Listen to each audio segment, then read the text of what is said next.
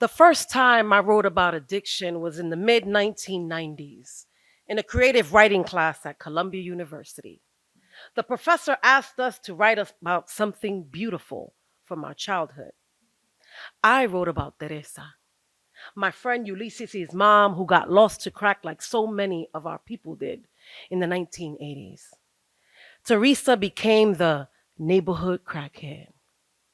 Back then, we all had a neighborhood crackhead. Teresa was different when she was high. Once, she balanced herself on a fire hydrant, arms spread wide like wings. She laughed loudly, hair wild. She looked like something straight out of a circus act. She always danced and sang when she was high, eyes closed, mouth in a big smile.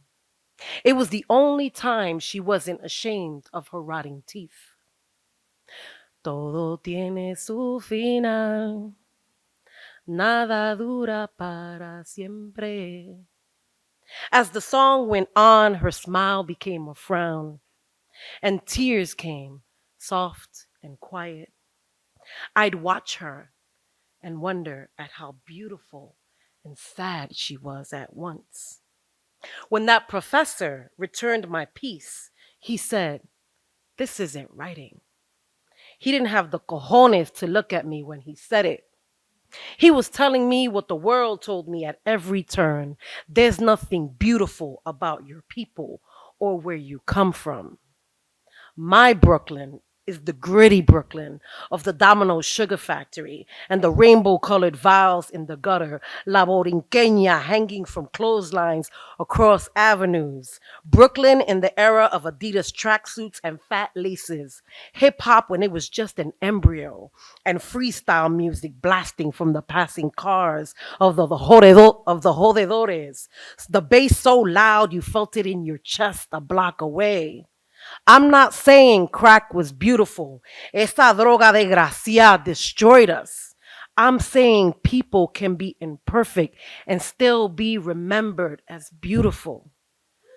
I didn't write about addiction again until 20 years later, when my brother, my Superman Juan Carlos Moncada, was taken out by his. When I finally did, it was to understand him and what happened to him. I'd been trying to understand addiction back then too when I was a young college student, when I was just a baby writer.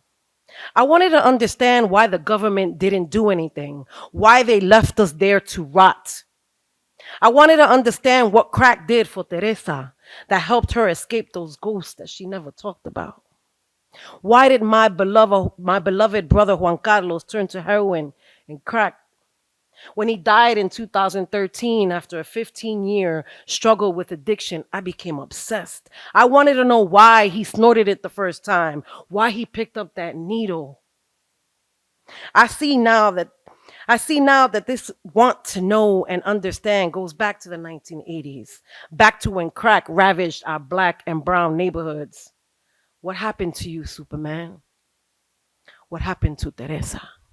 Thank you.